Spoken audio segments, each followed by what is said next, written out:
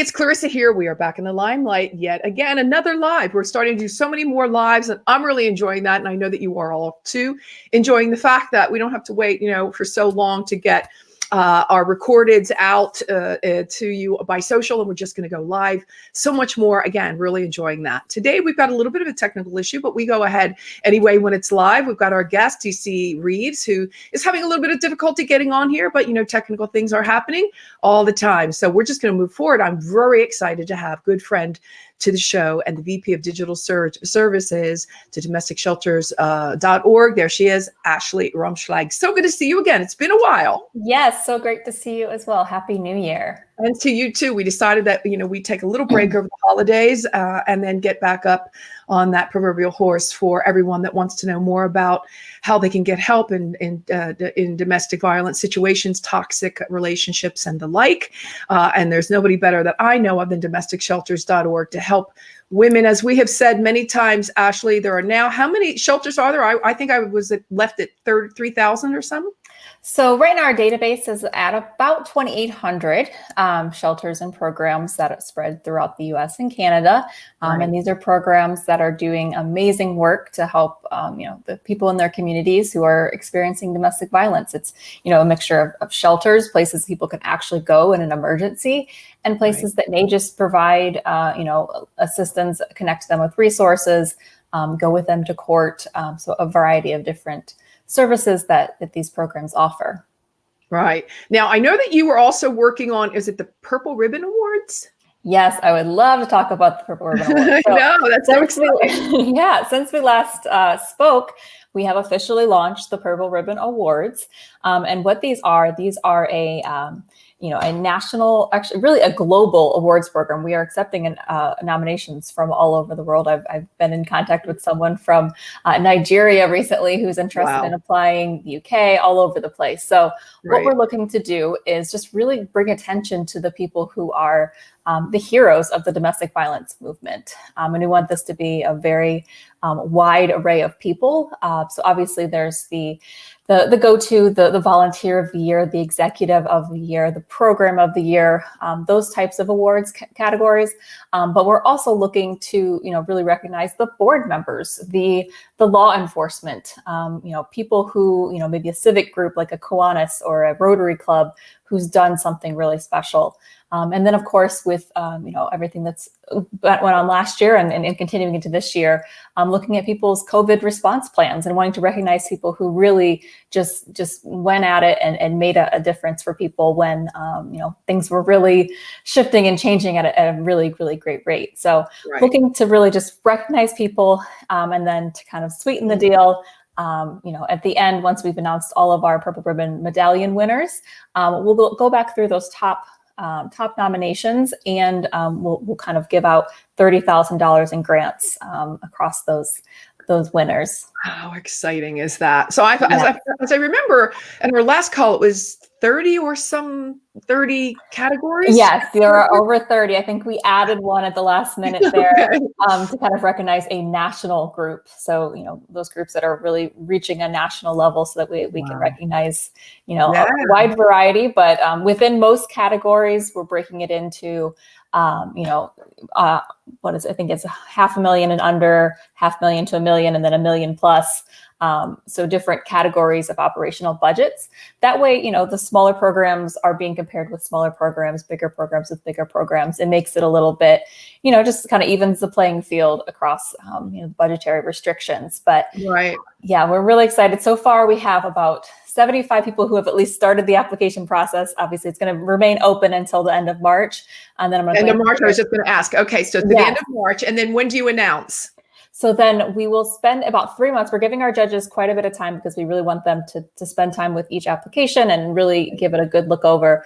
So then there'll be a 3-month judging period through the end of June. And then in July, we'll go back through, look through all the judging results and award those winners. How exciting is that? For all, it's just for those all, this, I guess, the sung heroes, but so many unsung heroes, It's really what we want to do. We want to do it on a national scale. We want to, really shine light on these people and allow them to allow people to just really understand the work that's being done. Yeah. There's so much more that needs to be done. And so by, kind of amplifying what's already being done and kind of seeing where the work is needed, we hope that people will kind of be inspired to do more. Right. Let's talk about the work a minute. Obviously, domesticshelters.org open to all, I know you don't like the word victims, but victims of domestic violence. It's applicable. Yeah, it's applicable. We always say victims and survivors because everyone kind of identifies in a different way. Right. Yeah. But okay. Go ahead. Well, thanks for that. That's a good correction. And I'll remember that. Victims and survivors, absolutely, of domestic violence. But those in need right now have a place to call, have a place to go at domesticshelters.org. I keep the ticker at the bottom of that video the entire time I interview you so that someone that might be in need of help, or someone that knows of someone that might be in need of help will always know where to go to get great information. I get, just because, again, I'm so thrilled to be collaborating with domesticshelters.org. I get their newsletter, and I'm telling you, it's one of the best done newsletters I've ever seen. It's truly so chock full of some of the best information you're ever going to get about every facet of toxic relationships, survivors, those that are still in domestic violence situations, how to get out, legal ramifications, all kinds of information you can get there. Yeah, and we're just trying, it's one of those things, when we started the website, we had one article, then two, then three, and then four. And it's like, well, eventually we're going to run out of things to talk about. And at this point, we have over 800 articles and are expanding into other content forms, like videos and lists and just different, webinars, things of that nature. We're really just trying to be the go-to place for people who need information about domestic violence, want to learn about it because they know that it's something that's important to understand. And then, of course, supporting the advocates who are doing that really, on the ground work and helping people in their communities. Yeah, I think the most important message that you and I both like to impart in every one of the lives that we do is there's always a way out. There is always a way out. You think that there's not. You've convinced yourself that you're not. You're afraid, obviously, in many situations. Every situation is different, but many of the situations are quite the same.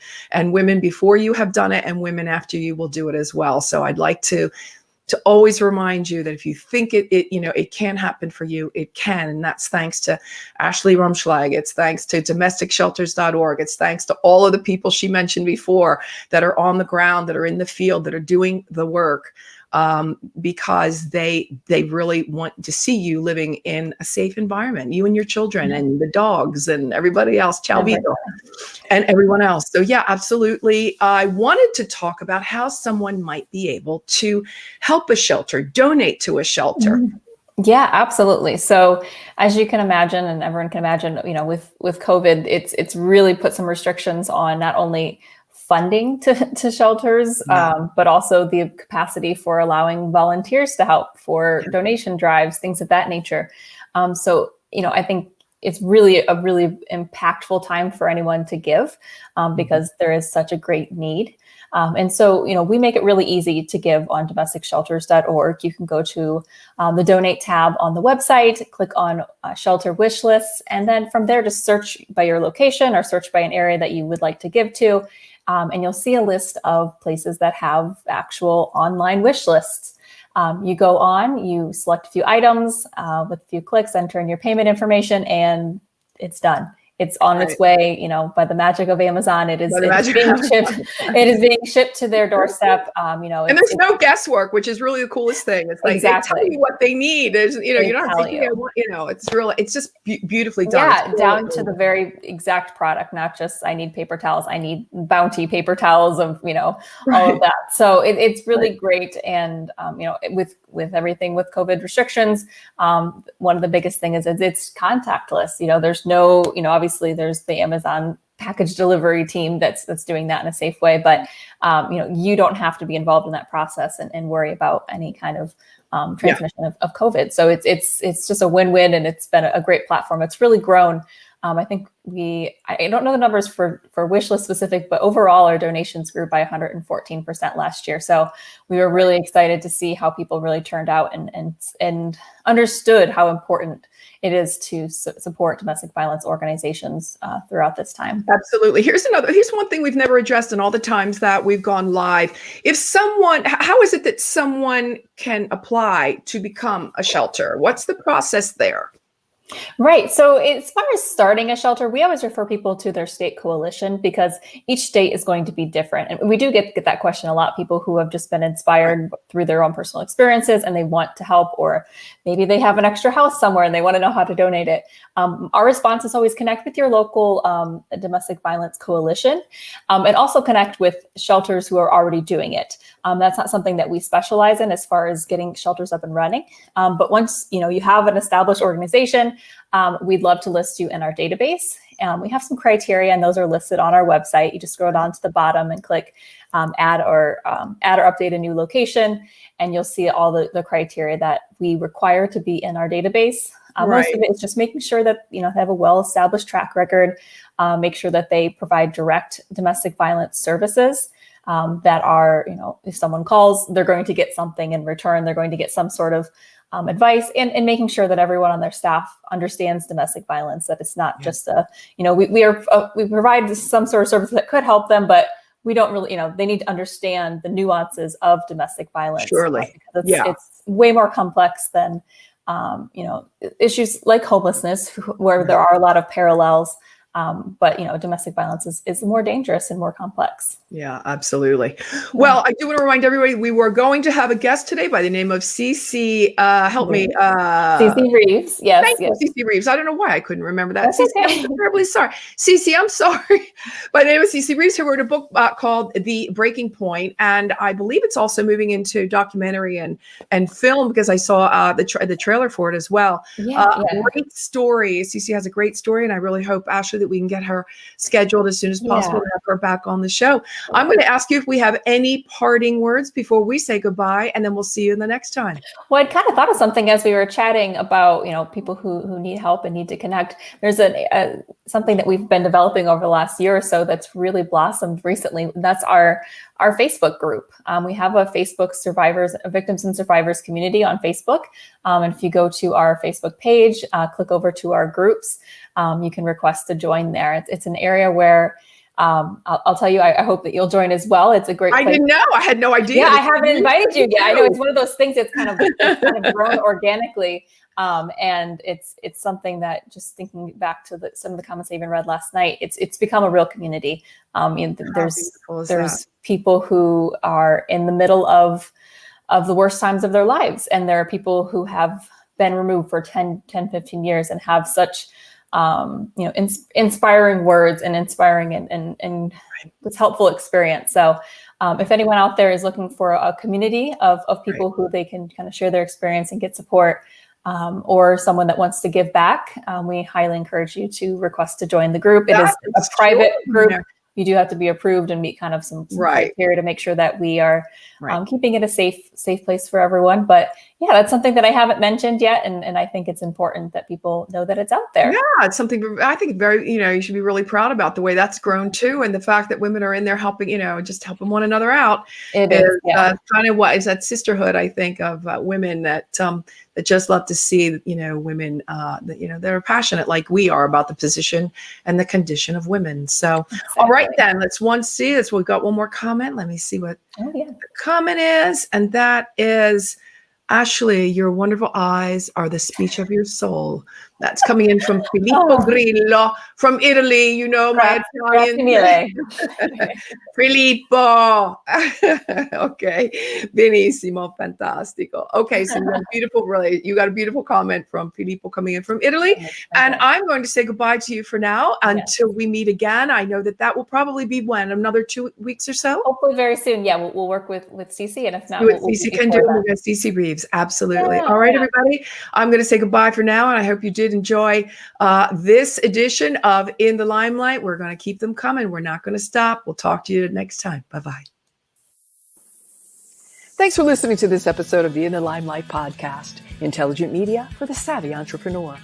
You can listen to this and all of my podcasts on Apple Podcasts, Google Podcasts, Stitcher, Spotify, Pandora, and Inspired News Radio. You'll find all of my videos and the In the Limelight digital magazine on clarissaburt.com. And don't forget to connect with me on social pretty much anywhere. Stay well until we meet again in the Limelight.